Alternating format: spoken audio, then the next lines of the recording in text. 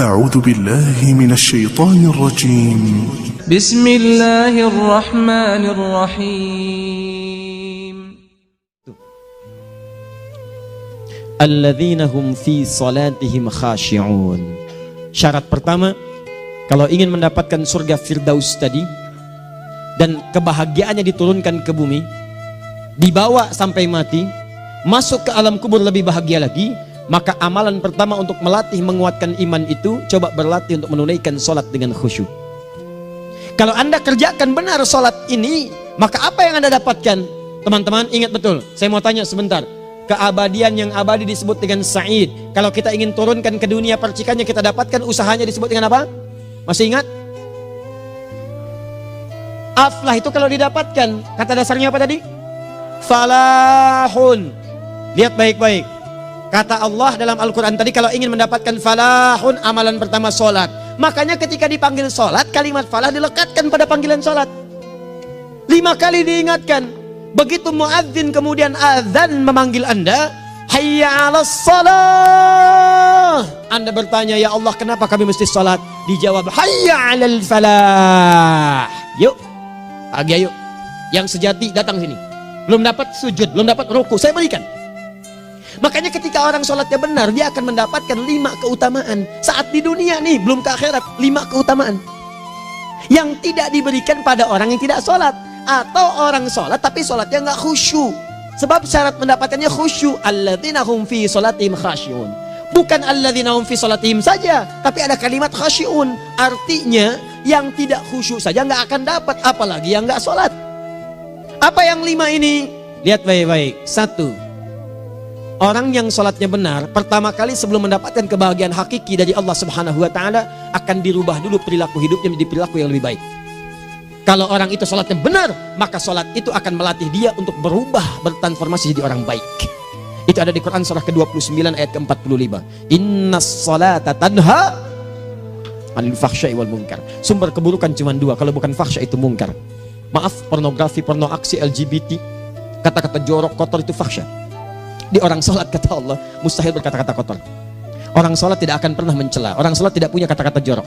Jadi kalau ada sekarang orang yang sholat senang mencela orang lain, itu berarti ada masalah dalam sholatnya. Dan dia belum dijamin sebagai ahli surga terbaik. Dan hidupnya nggak bahagia. Nggak bahagia. Aneh nih. Sholat tapi senang celah orang. Aneh. Aneh. Yang paling bahaya adalah menikmati celahannya. Itu yang paling aneh. Anda ngaji. Anda ikut taklim. Taklimnya sesuai Quran, taklimnya petunjuk sunnah. Anda sholat, Anda puasa, tapi Anda masih senang mencela orang lain dan menikmati celahan itu. Kalau nggak mencela, kayaknya nggak komplit kehidupan. Maka ada yang salah dengan ibadah Anda. Ada yang keliru. Karena mustahil taat bertemu dengan maksiat, itu mustahil. Mungkar, keburukan yang diingkari oleh hati, sumbernya nafsu perut dengan akal. Bohong, mencuri, menipu, membunuh, merampok, membegal, mabuk dan sebagainya. Itu namanya mungkar. Orang sholat gak mungkin mengerjakan mungkar. Jadi kalau sholat kita benar, cukuplah Anda sholat, maka Anda akan jadi orang baik. Makanya kata Nabi, Anda punya anak dari kecil ajarin sholat. Sholat, kalau naik jadi balik, kerjakan terus. Kasih pelajaran membuat dia mengerti. Kalau masih susah, berikan pelajaran. Ini sering diterjemahkan dengan memukul. Mukul di Arab beda dengan konteks mukul sekarang. Mukul di Arab tuh ngasih pelajaran supaya ngerti. Anda bisa terjemahkan dengan konteks lain. Uang jajannya tahan, yang kesukaannya simpan dulu.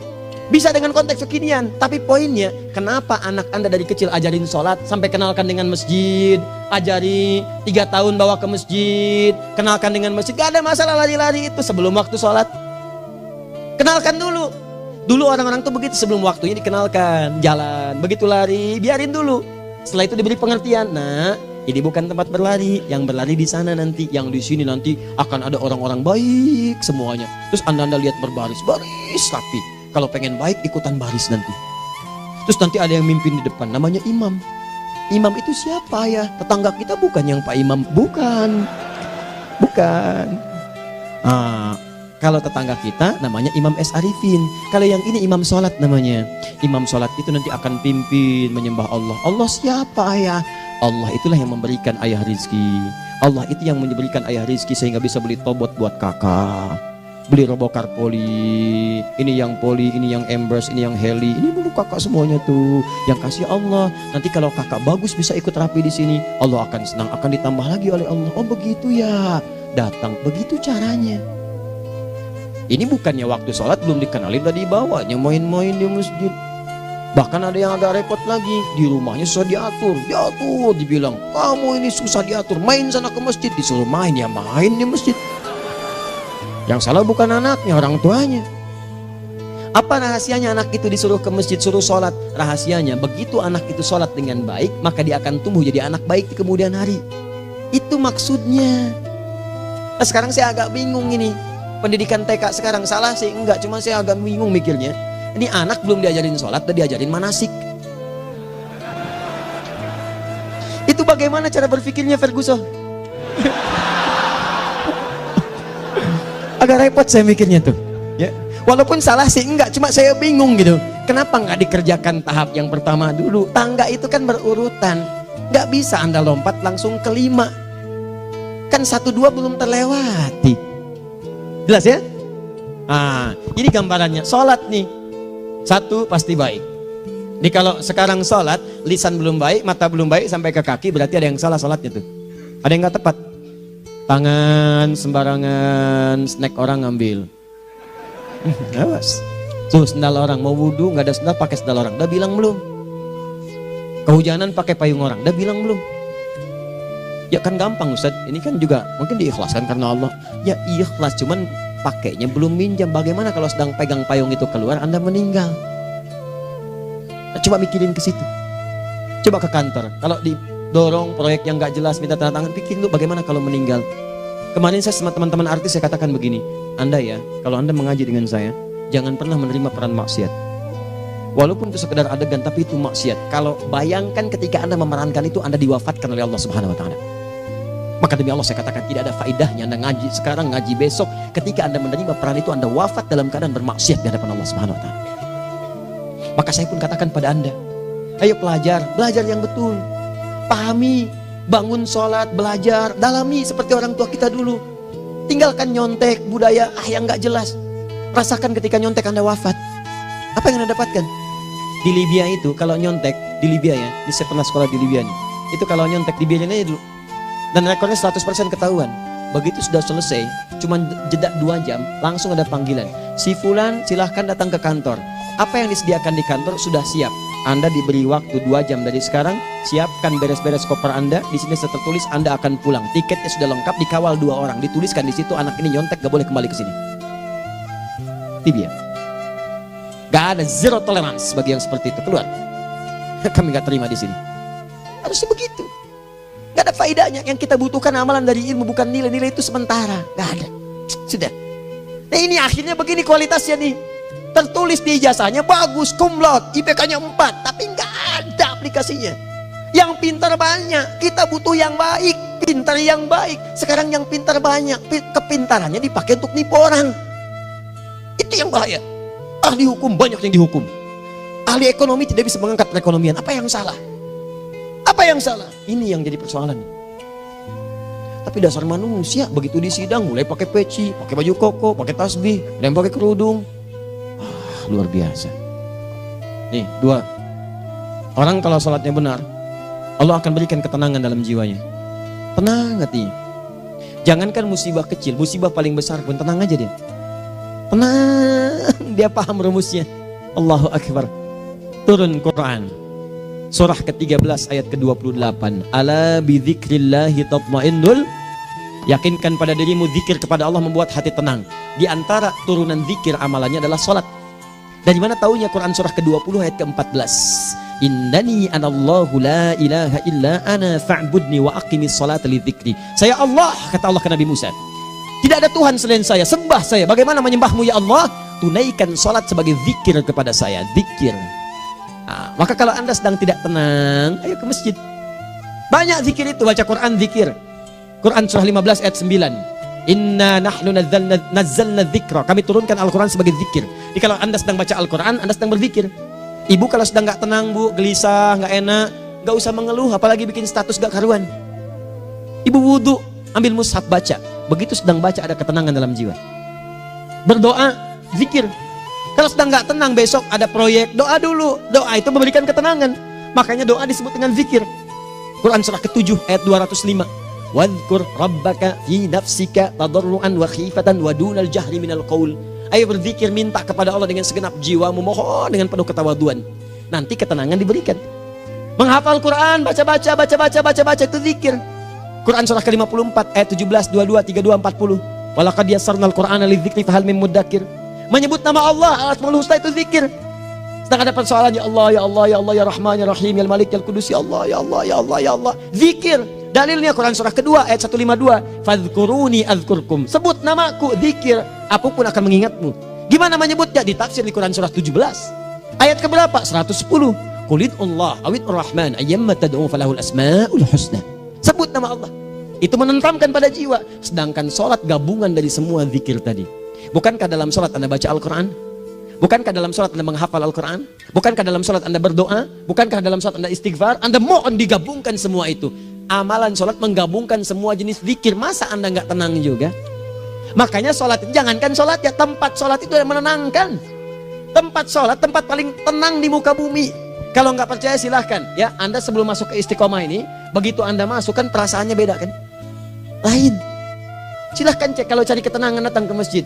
Masuk, wudhu masuk, sholat 2 rakaat, tenang.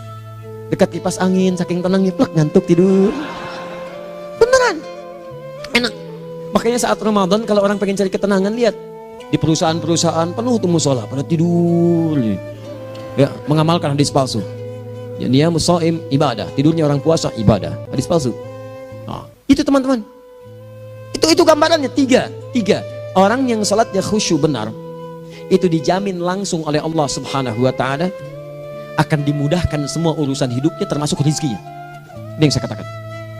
Jadi saya katakan tadi, di akhirat ini, di surga, rezeki tinggal ngambil. Anda kalau benar sholatnya, itu langsung dijanjikan oleh Allah. Rezeki itu nggak perlu Anda banyak pikirkan. Ikhtiar sedikit, datang.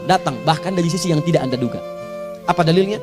Quran surah ke-65 ayat 2 dan 3. Ditafsir di Al-Baqarah ayat 2 dan 3. Wa may yattaqillaha yaj'al lahu makhraja. Ada orang yang meningkatkan takwanya kepada Allah, kami mudahkan urusan hidupnya. Setiap persoalannya diberikan jalan keluar, mudah. Solusi. Setiap ada problematika, ada solusi. Wa yarzuqhu min haitsu la yahtasib. Dan kalau dia ingin mendapatkan rezeki, bahkan kami kirimkan dari sisi yang tidak dia duga. Orang lain capek, ini datang lagi, tawaran proyek datang lagi.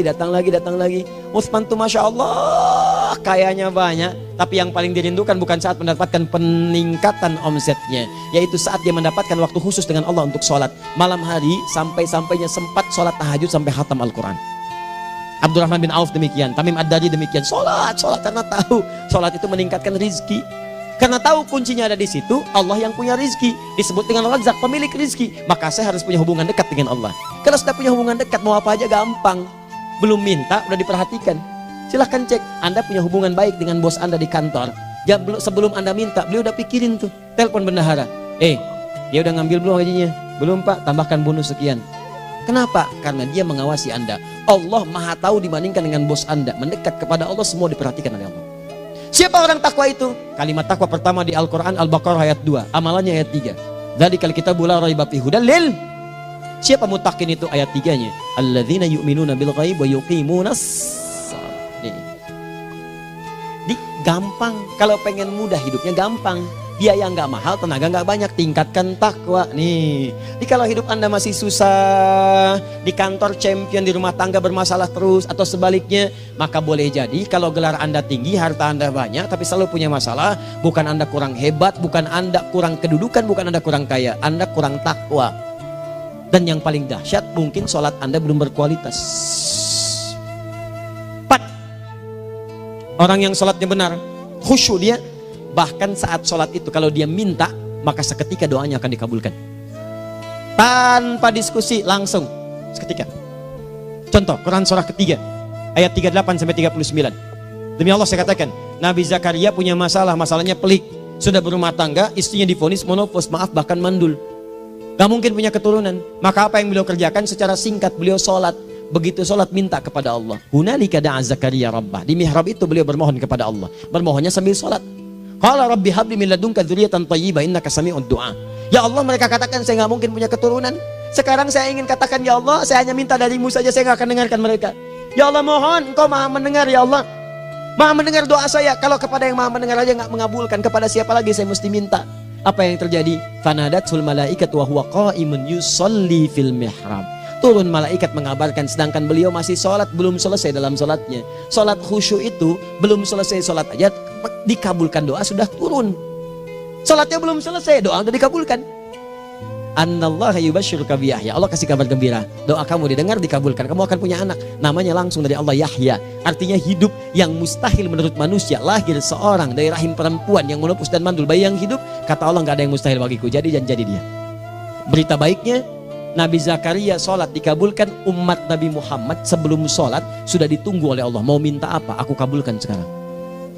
Hadisnya qudsi, saya bacakan.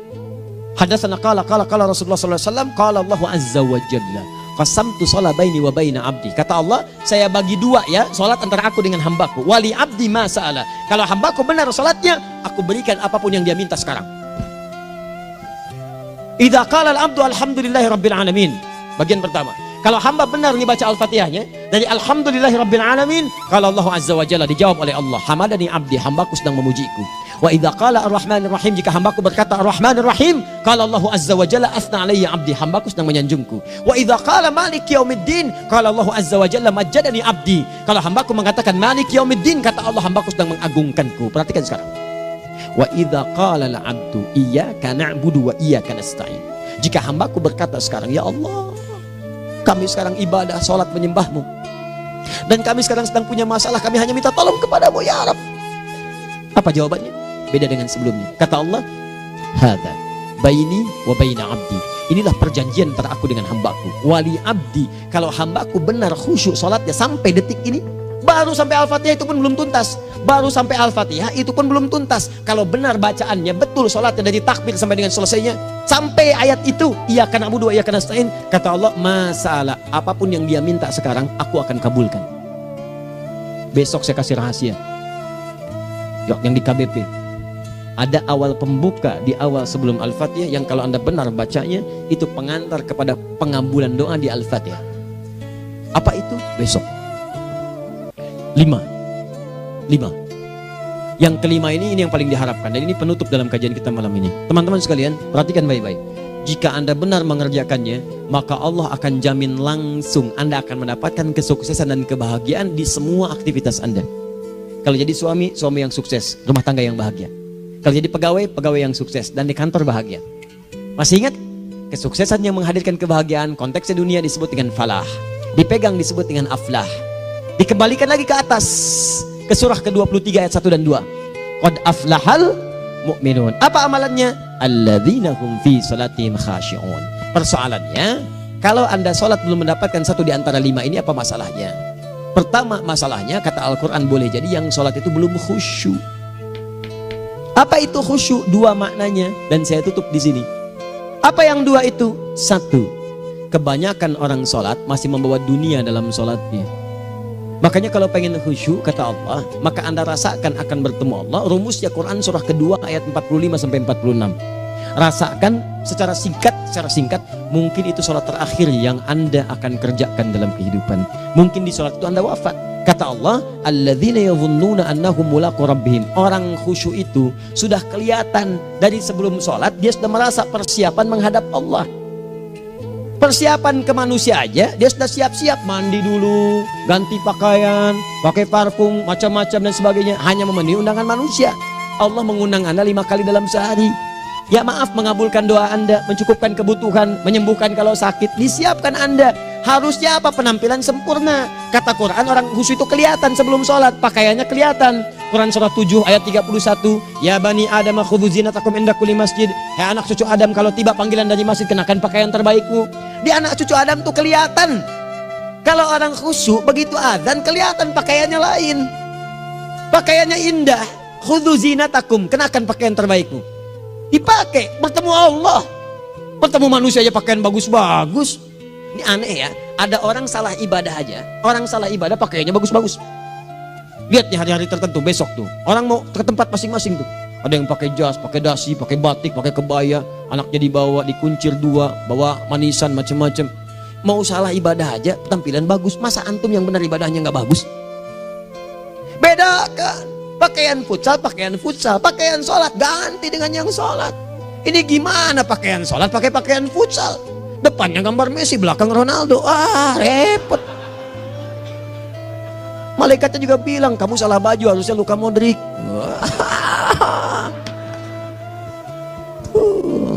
Hafal saya. Ayo mau tanya apa? Mourinho dipecat saya tahu. Lagi nganggur sekarang, ditawarin Benfica dia nggak terima. Sekarang jadi dia komentator di Bein Sport. Nanti sebentar lagi dia akan komentar di laga Saudi dengan Qatar dan komentar laga Arsenal dengan Inter. Digantikan oleh Solskjaer. Dia super sub dulu. Ya, super sub. Ya, the baby assassin, ya pembunuh yang berwajah baby face. Masuknya di akhir-akhir. Gol. Sekarang melatih dia 5 kali kemenangan, belum kalah sama sekali. Saya hafal itu. Tapi masih di urutan ke-6, tapi jaraknya ke yang ke-4 itu tinggal 3 poin lagi. Hafal saya. Liverpool tahu cuma 4 poin sekarang bedanya, kemarin 7 kalah 2-1 sama Manchester City. Walaupun banyak analisis yang menyebutkan mungkin itu diberikan saja gitu kan, karena ada yang lain-lain. Hafal kedua Manchester City. Hafal saya. Ayo mau tanya apa lagi? Tottenham Hotspur ke bawahnya, ada Chelsea, ada Arsenal, baru kemudian Manchester United. Liga Italia, wah udah gak kekejar Juventus. Ya, apa lagi? Dan seterusnya lah. Gak ada ujungnya bahas yang begituan. Jelas ya? Maksud saya, Anda tanya itu saya jawab. Tapi tidak menghilangkan ibadah kita yang lain. Dan apa ruginya? Ya tahajud dah. Apa yang bisa dikerjakan besok, lihat besok. Ya kan tahajud kan bisa besok. Ada orang tahajud jam 10 pagi? Gak ada. Lebih baik Anda kerjakan malam tahajud. Yang tidak bisa dilihat malam bisa dilihat besok. Cara berpikirnya bagaimana kalau besok meninggal? Gak kesampaian teman-teman sekalian. Gak kesampaian. Nah maka dari itu, Anda kalau mau ada panggilan sholat, siap-siap baju yang bagus. Itu sempurnakan. Anda panggilan orang mandi. Panggilan Allah, buka Quran surah 5 ayat 6. Sempurnakan wudhu. Ya ayyuhalladzina amanu idza qumtum ila shalah faghsilu wujuhakum. Wudhu yang baik. Berpakaian yang rapi. Kenapa? Karena boleh jadi saat dipanggil Anda wafat saat itu. Maka wafat Anda dalam keadaan yang suci, dengan keadaan tobat, dengan pakaian terindah pada saat itu. Yang kedua, maaf, orang-orang kurang khusyuk itu saya tutup. Yang kedua itu karena kebanyakan orang sholat tidak paham, tidak mengerti apa yang dibaca dan dilakukan dalam sholatnya. Jujur pada diri sendiri, jawab pada diri Anda. Sampai sekarang Anda sholat, berapa persen bacaan sholat yang Anda pahami? Jangan-jangan selama ini Anda sholat ribuan kali sujud, ribuan kali ruku, gak ada yang paham yang dibaca. Sekian persen yang paham, bagaimana sholat Anda bisa khusyuk? Pekerjaan Anda dipahami, urusan akhirat Anda gak dipahami. Di mana cara berpikirnya? Aku yang bagaimana atau engkau yang harus bagaimana? Ya, coba berubah. Nah ini baru satu amalan, belum yang lainnya. Ada 5 amalan lagi yang kalau kita bisa turunkan itu, selain sholat yang khusyuk, maka jaminan tadi akan datang. Baru sholat khusyuk aja 5 datang, apalagi ditambah dengan 5 amalan lainnya lagi. Demi Allah saya katakan, dunia kecil sekali, gak ada nilainya. Akhirat aja enak, nikmat. Saya ketemu Ustaz Arifin beberapa waktu lalu, dan kita doakan semoga Allah berikan kesembuhan, kesehatan. Saya datang, biasa kita adamin berdoa, duduk. Bang istirahat, bang butuh istirahat, umat udah nunggu. Dah gak usah mikir yang lain, karena beliau cerita masjid, cerita zikro, cerita mana. Ya insya Allah. Nitipin ini, nitipin itu dan seterusnya. Dan yang paling indah adalah, bang kita saling panggil weekend. Nikmat, gak ada yang senikmat ini. Zikir, Allah, doa. Nah bayangkan sakit tapi masih nikmat gitu. Nikmat. Iya bang, saya paham. Istirahat dulu. Banyakkan nanti orang jengkuk. Saya pamit dulu ya, supaya bisa istirahat, supaya tenang. Lama kita pegangan tangan, ngobrol, saling mendoakan. Itu nikmat. Dan cara berpikirnya kalau sudah pakai iman, semua nikmat. Ada uang nikmat, gak ada uang nikmat, sakit nikmat. Karena cara berpikirnya lain. Nanti kita bertemu lagi, saya terangkan pada Anda. Dan saya contohkan satu kisah. Bahkan ketika ada orang yang diuji Allah dengan ujian yang sangat luar biasa, yang menurut sementara orang itu ujian sangat luar biasa menggetarkan jiwanya dan susah untuk bertahan, tapi orang ini nikmat saja menjalaninya. Nikmat. Ada yang di rumah tangga, ada yang di macam-macam. Contohnya banyak. Satu contoh saya berikan di malam ini. Sekali suami istri, wah luar biasa. Istrinya itu cerewetnya Pak, bukan cuma cerewet, ngeselin bagi suaminya. Maaf Bu ya, bukan ibu maksudnya. Jadi semua yang dikerjakan suami salah. Pengen mangga, ayah kalau kita sekarang dibeli mangga. Kenapa mangga yang ini? Saya pengennya mangga yang lain. Belikan mangga. Kenapa beli mangga aja? Jeruknya mana? Jeruk. Semua. Pokoknya semua yang kerjakan suami salah. Tapi suami tidak pernah mengeluh. Ini kerjakan, itu kerjakan. Satu kali, perhatikan cara memandangnya. Ketika iman sudah masuk ke dalam jiwa. Kata temannya, akhi, istri kamu ini begini, nyusahin kamu. Kenapa kamu gak cari yang lain? Kan gampang ada syariat. Udah pisahin aja, cari yang lain. Kamu tenang ibadah. Apa jawabannya? Hey, Allah sudah turunkan surga ke saya lewat dia. Kenapa kamu meminta saya untuk menjauhinya dan meninggalkan surga saya? Di cara melihat dia, bukankah ketika ada berbagai keluhan saya sabar? Bukankah sabar mendekatkan saya ke surga? Allah kirimkan tipikal istri seperti ini supaya mendekatkan saya ke surga. Dengan itu kan saya banyak pahala. Saya sabar, pahala banyak. Sudah Allah berikan pahala kepada saya. Kamu malah nyuruh saya untuk berpisah dengan pahala itu. Perhatikan cara berpikirnya. Indah. Kalau rumah tangga seperti ini semuanya enak gitu. Suaminya biasa-biasa, istrinya cantik, luar biasa. Begitu berdandan kelihatan, kata suaminya, Masya Allah, wajahnya tak berpaling, mata tak berkedip. Kata istrinya, ya zauji madhabik, sayang kamu kenapa? Allah syakiran lillah bihadari. Demi Allah, aku bersyukur mendapatkan istri secantik kamu. Kata istrinya, nahnu fil jannah zauji, kita berdua di surga. Kata suaminya, kok bisa begitu jawabanmu? Iya, kamu bersyukur dengan keadaanku, aku bersabar dengan keadaanmu. Catat. Bukankah orang syukur dan sabar di surga? Tuh lihat, canda-canda orang-orang soleh itu begitu. Nikmat ketawa walaupun nyelekit di hati. Cuman bawaannya enak gitu. Nah, nanti itu ada tuh, nanti saya turunin tuh. Yang di rumah tangga, yang ini, yang itu nanti. Kapan? Pertemuan berikutnya. Ya, jadi kita cukupkan dulu di malam ini apa yang kita pelajari, supaya nanti nggak terlampau banyak kita dapat materi. Cuma sayang sedikit mengamalkan. Saya sudah tuangkan di sini. Banyak saya tuliskan, termasuk di keluarga, di macam-macam. Ini saya tulis, tapi silahkan Anda baca. Kalau ada manfaat silahkan dapatkan. Kalau ada yang kurang silahkan sampaikan untuk dikoreksi. Semoga Allah muliakan kita semua insya Allah. Sekali lagi, perbaiki hidup. Jangan banyak mainnya. Dan sudah, jangan banyak membuang dengan yang sia-sia, apapun yang dihadapi. Sekali lagi, tolong jaga kondusivitas, bantu negara kita, ketertiban, keamanan. Kalau saya menyampaikan sesuatu ada singgungan dengan yang kekinian, itu maksudnya koreksi masukan-masukan supaya diperbaiki. Tapi tetap dalam urusan pemilihan kita punya pilihan masing-masing yang tidak boleh dipaksakan. Jelas ya? Baik, jadi ya saya sampaikan sekali lagi. Pertama, pilih mana? Anda dipaksa harus ikut, atau yang kedua, kita bebas memilih sesuai. Dah. Sudah ya. Jadi kita akhiri, subhanakallahumma bihamdika asyhadu an la ilaha illa anta astaghfiruka wa atubu ilaik. Wa akhiru da'wan alhamdulillahirabbil alamin. Berjumpa besok sesi terakhir fikih ikhtilaf di Masjid Ar-Rahman Kota Baru Parahyangan. Assalamualaikum warahmatullahi wabarakatuh.